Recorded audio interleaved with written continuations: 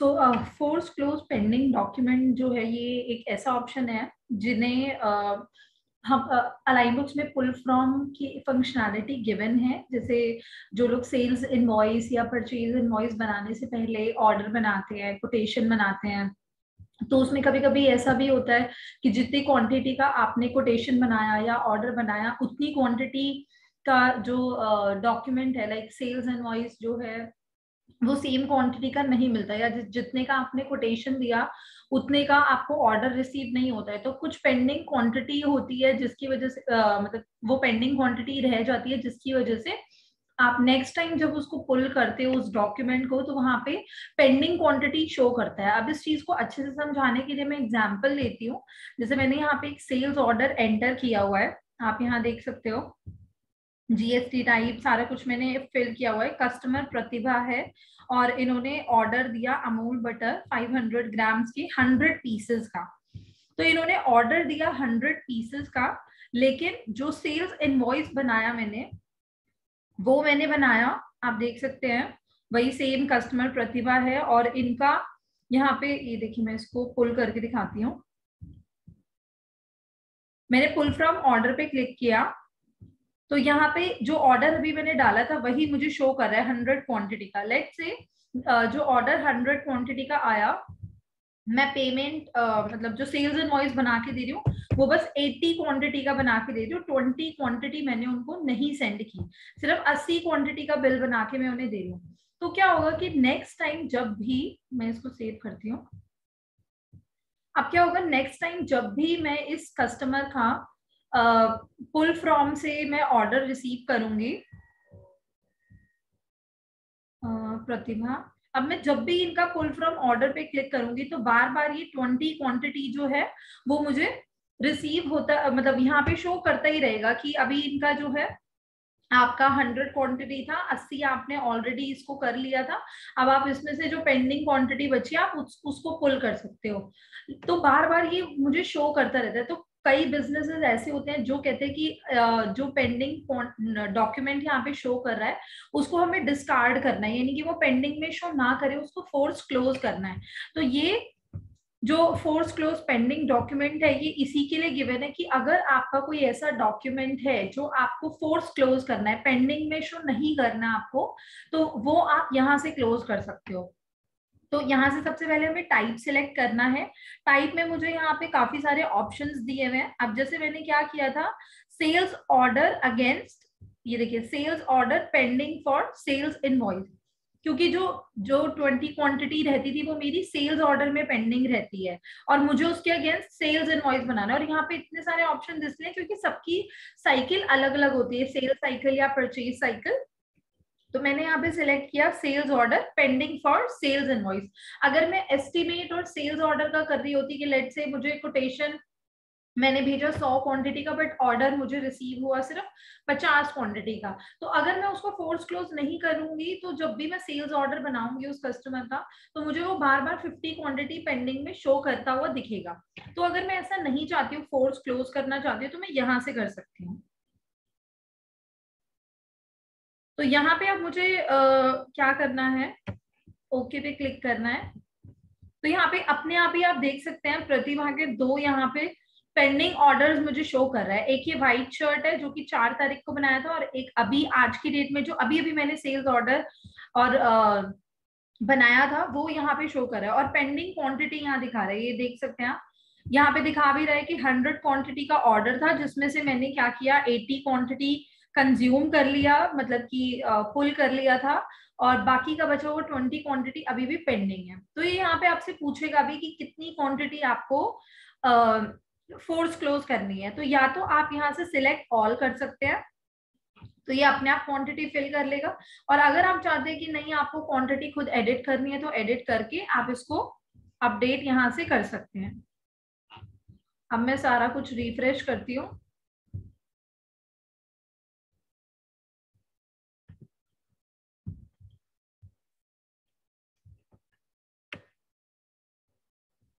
फिर दोबारा मैंने सेल्स इनवॉइस पे क्लिक किया, ब्रांच सिलेक्ट किया, कैटेगरी सिलेक्ट किया, कस्टमर सिलेक्ट किया, पुल फ्रॉम ऑर्डर पे क्लिक किया। अब आप देख सकते हैं नो डेटा आ रहा है, क्योंकि जो पेंडिंग डॉक्यूमेंट्स थे, पेंडिंग ऑर्डर्स थे, वो मैंने फोर्स क्लोज कर दिए, तो यहाँ पे अब मुझे पेंडिंग में कुछ शो नहीं कर रहा है। तो ये था हमारा फोर्स क्लोज पेंडिंग डॉक्यूमेंट। इसके बाद आता है copy data from other company. ये जो ऑप्शन है ये इसलिए रहता है कि अगर आपको मान लीजिए अभी मैं अलाइन बुक्स यूज कर रही हूँ, मेरा बेसिक पैकेज है, जस्ट फॉर एन एग्जांपल। अब मैंने बोला कि मुझे एक न्यू लाइसेंस परचेज करना है, मेरा मुझे अल्टीमा पैकेज लेना है, या लेट से मेरी कोई अदर लोकेशन क्रिएट हो रही है, मतलब अदर लोकेशन के लिए मैं सॉफ्टवेयर परचेज कर रही हूँ जिसका अलग जीएसटी नंबर है लेट्स से, या अदर लाइसेंस मैंने परचेज किया। तो मैं ये चाह रही थी कि जो मेरा प्रीवियस लाइसेंस है मुझे उसी का डेटा कॉपी करके मुझे दूसरी कंपनी में चाहिए, या जिनका पेरेंट एंड चाइल्ड कंपनी का कंसेप्ट होता है। तो उसमें क्या है कि मान लीजिए मेरी पेरेंट कंपनी एक ही है, चाइल्ड कंपनी मेरी 10-12 है, तो मुझे 10-12 लाइसेंस लेने पड़ेंगे और सभी में मुझे सेम सेटअप करना होता है, क्योंकि चाइल्ड कंपनीज तो सेम ही रहेगा सब में सेटअप। तो उसके लिए क्या करना होता है, उसके लिए हमने copy data from other company का ऑप्शन दिया है। इसमें आपको क्या करना होता है, सबसे पहले कंपनी कोड डालना होता है कि किस कंपनी का डेटा आपको कॉपी करना है। तो यहाँ पे मैंने कंपनी नेम डाल दिया, सॉरी कोड डाल दिया। देन उस कंपनी का यूजर नेम पासवर्ड आपको डालना है, और यहाँ से सिलेक्ट करना है कि आपको सिर्फ सेटअप कॉपी करना है, या आपको मास्टर्स भी कॉपी करने हैं अलोंग विद सेटअप, या आपको सारी चीजें कॉपी करनी है, सेटअप भी, मास्टर्स भी, और या ट्रांजेक्शन भी। तो यहाँ से आप सिलेक्ट कर सकते हैं और आपको बस कॉपी डेटा पे क्लिक करना है, और आपका जो भी जिस भी कंपनी का कोड आपने यहाँ पे डाला होगा उस कंपनी का सारा डेटा कॉपी हो जाएगा। और ध्यान रखिएगा कि अगर आप यहाँ पे इसको कॉपी कर रहे हैं, तो जो करंट कंपनी, जिस कंपनी में भी आप कॉपी कर रहे हैं, उस कंपनी में अगर पहले से आपने कुछ ट्रांजैक्शन या कुछ सेटअप अगर कर रखा होगा वो इरेज हो जाएगा।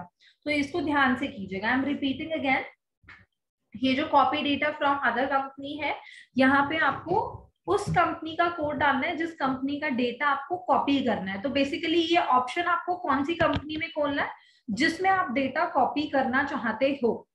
देन यूजर नेम और पासवर्ड डालना है, और यहाँ से सिलेक्ट करना है कि आपको क्या क्या चीजें कॉपी करनी है, सेटअप करना है, सेटअप और मास्टर करना है, मास्टर या ट्रांजेक्शन करना है। देन इसके बाद यहाँ पे इसको आपको कॉपी डेटा कर देना है, एंड दैट्स इट। जब आप रिफ्रेश करके देखेंगे तो यहाँ पे वही सेटअप और वही मास्टर्स वगैरह आपको शो हो जाएगा। देन इसके बाद में यहाँ पे आपको गिवन है क्लोज फाइनेंशियल पीरियड। अगर आपको फाइनेंशियल पीरियड क्लोज करना है तो यहाँ से आप सिलेक्ट कर सकते हैं, और यहाँ क्लोज फाइनेंशियल पीरियड पे क्लिक करेंगे तो जितनी भी आपकी क्लोजिंग एंट्रीज होती हैं वो ऑटोमेटिकली हो जाएंगी, और नेक्स्ट फाइनेंशियल ईयर में आपका जितना भी कैरी फॉरवर्ड होना चाहिए बैलेंस, वो सारा कैरी फॉरवर्ड हो जाएगा। तो आपको कुछ भी नहीं करना है खुद से, मतलब क्लोजिंग एंट्रीज वगैरह वो सारा कुछ ऑटोमेटिकली हो जाएगा। देन इसके बाद में यहाँ पे आपको गिवन है मर्ज मास्टर। कभी कभी कुछ मास्टर डेटा जो है वो हमसे डुप्लीकेट क्रिएट हो जाता है। लेट्स से जैसे स्टेट हो गया, स्टेट ऑल्दो अलाइन बुक्स में सारे क्रिएटेड हैं, बट मान लीजिए गलती से आपने स्टेट क्रिएट कर दिया, और अब कुछ ट्रांजेक्शन में तो करेक्ट वाला स्टेट आपने डाला और कुछ में आपने जो आपने खुद से बनाया हुआ था या गलत बना दिया था वो आपने डाल दिया। तो जब आप जीएसटीआर वगैरह फाइल करने जाएंगे तो वहां पे आपको एरर देगा, या हो सकता है कि मल्टीपल सिटीज बना दी हो गलती से, या डुप्लीकेट कस्टमर क्रिएट हो गया हो आपसे, और कुछ ट्रांजेक्शन में जो ओरिजिनल वाला कस्टमर था वो आपने डाल दी और दूसरे में डुप्लीकेट वाला कस्टमर मैप कर दिया। तो अब हमें दोनों को मर्ज करना है, क्योंकि डिलीट तो हम कर नहीं सकते हैं क्योंकि ट्रांजैक्शन में होगा। तो इसीलिए यहाँ पे ये मर्ज मास्टर का ऑप्शन है कि अगर बाय चांस आपसे गलती से कुछ क्रिएट हो जाता है और वो मास्टर टैग भी है आपका ट्रांजैक्शन में, तो यहाँ से आप उसको कर सकते हैं। तो मास्टर टाइप में यहाँ पे ये सारे ऑप्शंस है कि क्या क्या आप मर्ज कर सकते हैं। जैसे यूनिट ऑफ मेजरमेंट, कभी कभी यूनिट भी डुप्लीकेट क्रिएट हो जाती है, कुछ लोग इंपोर्ट करते हैं तो वहां पे यूनिट क्रिएट हो जाती है। Payment terms, transporter, city, COA groups भी हैं, कंट्री, करेंसी, काफी सारी चीजें हैं यहाँ पे। तो यहाँ से आप सिलेक्ट कर सकते हो कि आपको किस चीज को करना है मर्ज, और यहां से आप देख सकते हैं, मैं कस्टमर ले लेती हूँ, मास्टर टू बी रिमूव्ड। अब यहाँ पे वो वाला मास्टर आएगा जो आपको यहाँ पे नहीं चाहिए, जो आपको मर्ज करना है वो आपको यहाँ से सिलेक्ट करना है। तो मैंने कोई डुप्लीकेट अभी तो बना नहीं रखा, but just for an example मैं आपको यहाँ पे दिखा रही हूँ। Master to be removed ABC हो गया। डेटा टू मर्ज इन, कि किस मास्टर में आपको डेटा मर्ज करना है वो आपको यहाँ पे डालना है।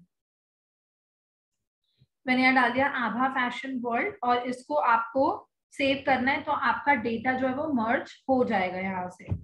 बस इसको सेव करना है, बट ध्यान रखिएगा जो भी एबीसी का डेटा होगा, मतलब जिसमें एबीसी टैग होगा वो वहां से रिमूव हो जाएगा, तो और ये डिलीट भी हो जाएगा। तो ध्यान रखिएगा, master to be remove, data to merge in. और कोशिश यही कीजिएगा कि जो ये मास्टर्स वगैरह आप मर्ज कर रहे हैं, ये ट्रांजेक्शन्स करने से पहले ही आप इसको मर्ज करें। जैसे अगर आपको पता चल गया कि हाँ डुप्लीकेट क्रिएट हो गया है, तो आप या तो डिलीट कर सकते हैं, यहाँ से मर्ज भी कर सकते हैं। सिटी वगैरह उनके लिए भी है यहाँ पे।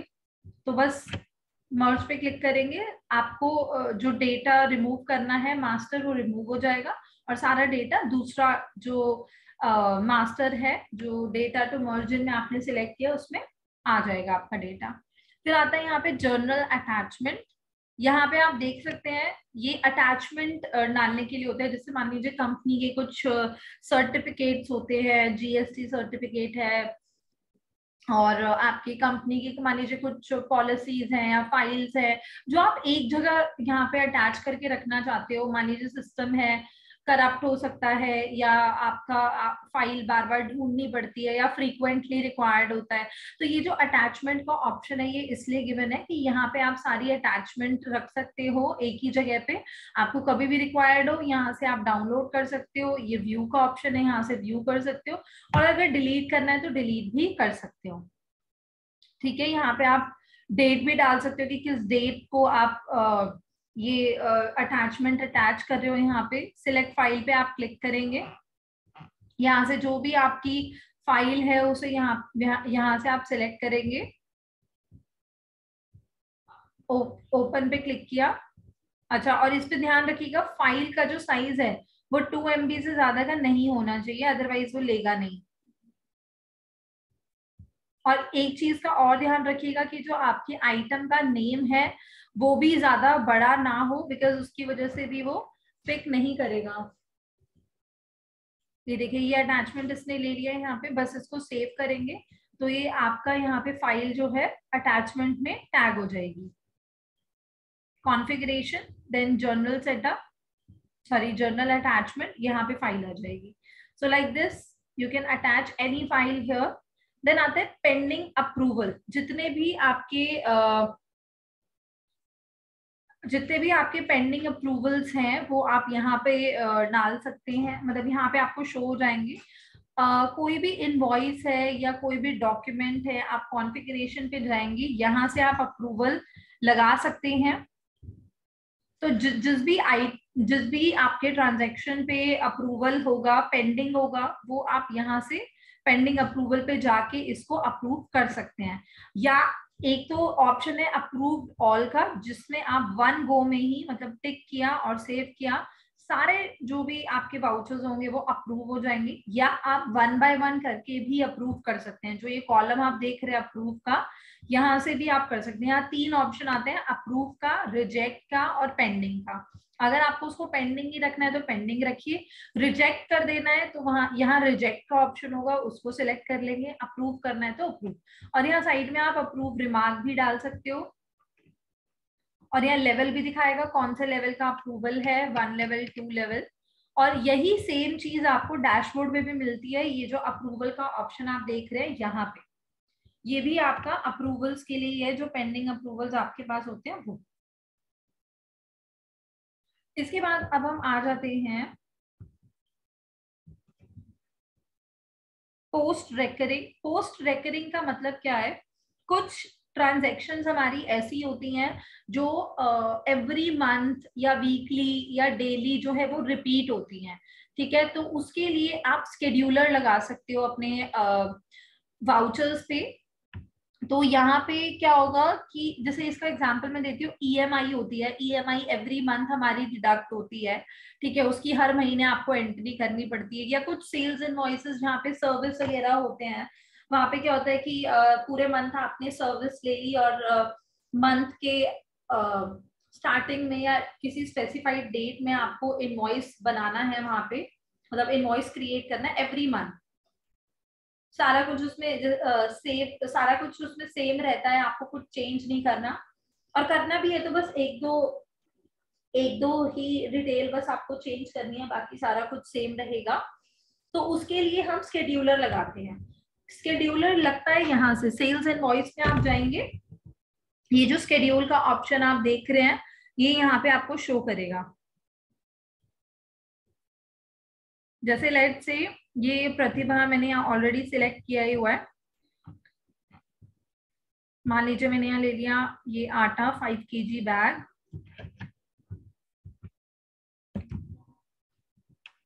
10 क्वांटिटी, रेट डाल दिया मैंने। और इसको पहले हमें सेव करना होता है, टैक्स भी सिलेक्ट कर लेते हैं।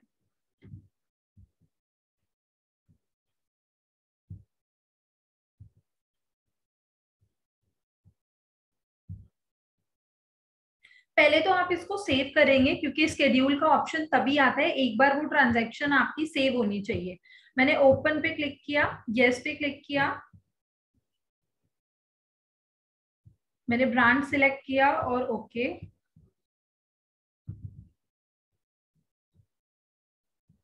सॉरी ये वाला नहीं था,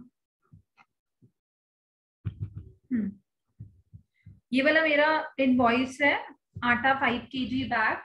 तो मान लीजिए मुझे ये एवरी मंथ मुझे रिपीट करना है 4 महीने के लिए। अब आप देख सकते हैं स्केड्यूल का ऑप्शन आ रहा है, इस पे आपको क्लिक करना है।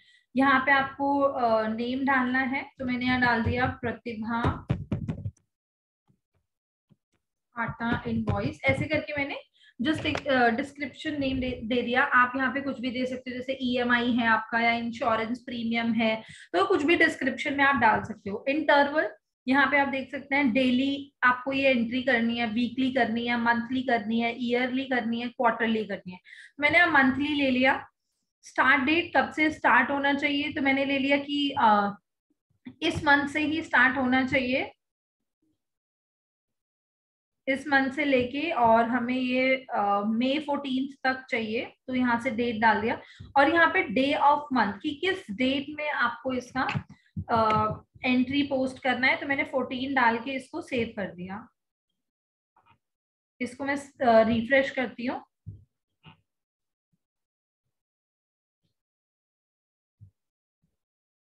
अब यहाँ पे आप देखेंगे पोस्ट रेकरिंग पे मैंने क्लिक किया, यहाँ पे देखिए प्रतिभा आटा इनवॉइस ये मुझे शो कर रहे हैं यहाँ पे।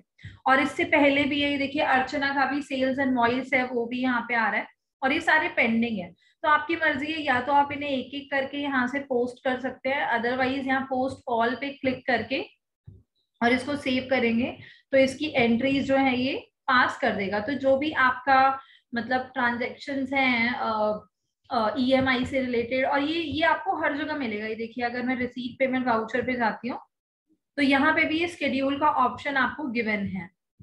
ब्रांच सिलेक्ट किया मैंने, जैसे रेंट हो गया, लेट से office rent rates and taxes, ये मैंने यहाँ पे डाला 10,000 और ओके, इसको सेव कर दिया। ओपन पे क्लिक किया, यस पे क्लिक किया, तो इसका भी स्केड्यूलर मैं लगा सकती हूँ। यहाँ पे स्केड्यूल पे क्लिक किया, डिस्क्रिप्शन मैंने डाल दिया रेंट, डेली जाता है, वीकली जाता है, मंथली जाता है, ठीक है। कब से शुरू करना है, तो ये 14 से है। मान लीजिए मुझे सिर्फ ये 6 महीने तक चाहिए। डे ऑफ मंथ 14 डाल दिया और सेव। तो जब आप यहाँ पोस्ट रेकरिंग पे जाएंगे तो यहाँ पे आपको ये देखिए रेंट मुझे यहाँ पे शो कर रहा है 10,000 का। तो इस तरीके से आपको इसकी एंट्री करनी है। देन आता है बल्क अपडेट मास्टर।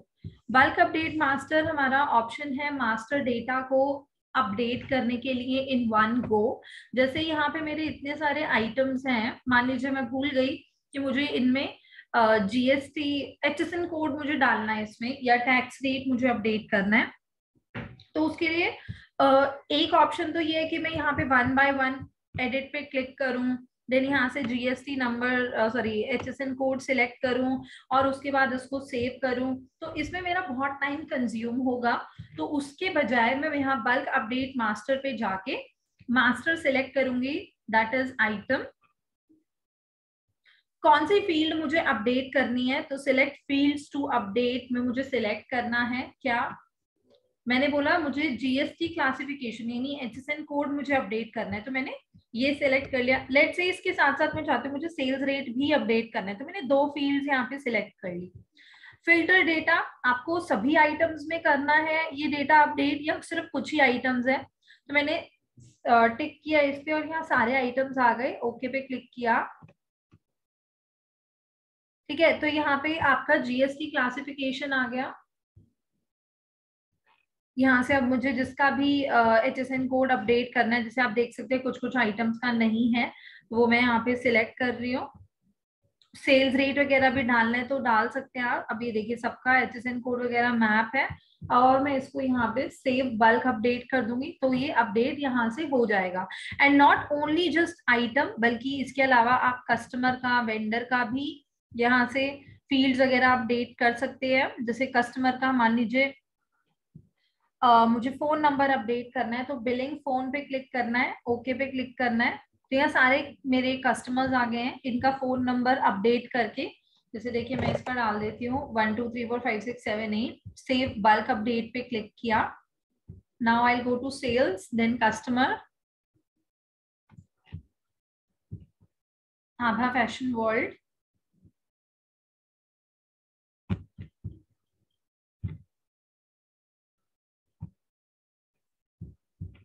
आभा फैशन वर्ल्ड नहीं किया था।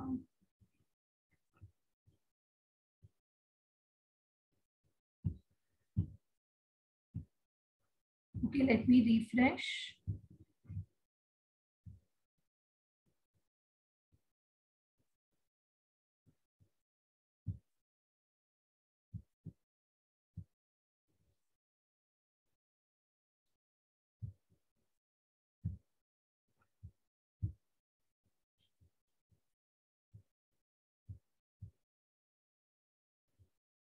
Billing phone,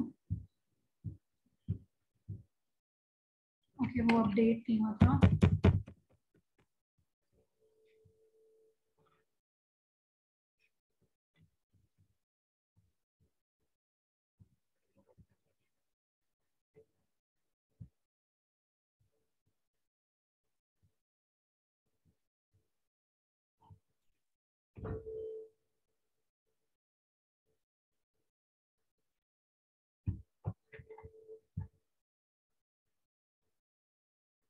okay, so it's not updating here, तो मुझे एक बार चेक करना पड़ेगा। I think this is bug और समथिंग, तो एक बार इसको चेक करना पड़ेगा। बट यहाँ से आप इसको बल्क अपडेट मास्टर से ही जो भी आपको अपडेट करना है अपने मास्टर्स में डेटा, वो आप यहाँ से कर सकते हैं। Then we have update barcode rate option. Update barcode rate जो ऑप्शन है ये बेसिकली हमारा गारमेंट सेक्टर के लिए होता है। गारमेंट सेक्टर में बेसिकली जो आइटम्स होते हैं जो यूनिक बारकोड जनरेट करते हैं, तो कई बार क्या होता है कि बारकोड जनरेट आपने कर लिया बट एट दैट टाइम आप उसमें सेल्स रेट नहीं डाल पाए, सेल्स रेट आप भूल गए डालना, तो यहाँ से इंस्टेड ऑफ पहले क्या करना पड़ता था कि आपको उस वाउचर में जाके और फिर उस बारकोड पे क्लिक करके वहां पे सेल्स रेट अपडेट करना पड़ता था, तो वो बहुत ही हेक्टिक हो जाता था क्योंकि उसमें आइटम्स बहुत सारे होते थे, मतलब एक एक बिल में काफी सारे आइटम्स होते थे। तो उसके लिए अपडेट बारकोड रेट का ऑप्शन है, जहां से आप आइटम सिलेक्ट करेंगे कि कौन सा आपका आइटम है। तो यहाँ से मैंने जैसे ब्लू जीन्स लिया, आई थिंक इसी में अपडेटेड है, नहीं यहाँ पे आ नहीं रहा अभी।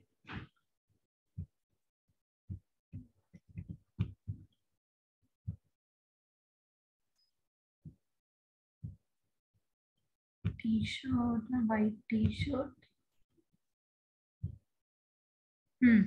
तो यहाँ पे आप टी शर्ट में देख सकते हैं, टी शर्ट में मेरे यूनिक एट्रीब्यूट्स हैं, साइज, कलर, स्टाइल वगैरह आ रहा है, और ये इनके बारकोड है जो पहले से जनरेटेड हैं अलाइन बुक्स में।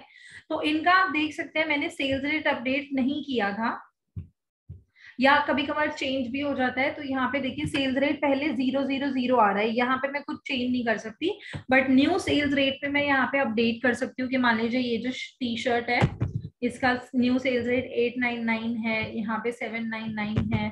तो कुछ भी आप यहाँ पे ऐड कर सकते हो, मतलब सेल्स रेट, और इसको सेव करेंगे तो ये आपके बारकोड जो है वो अपडेट कर लेगा। और and when you create your sales invoice, तो वहां पे आपको ये जो आपके सेल्स रेट है वो अपडेट आपको ऑटोमेटिकली हो जाएंगे।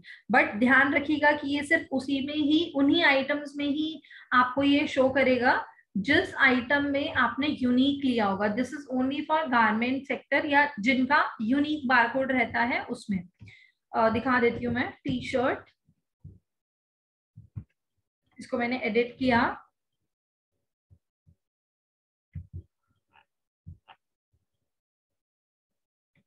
यहाँ पे आइटम टाइप हमारा गारमेंट यूनिक ऑप्शन है, तो इसी में ही वो खाली आपको शो करेगा।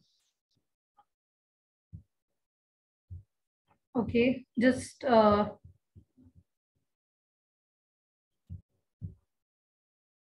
okay, so this completes our configuration menu.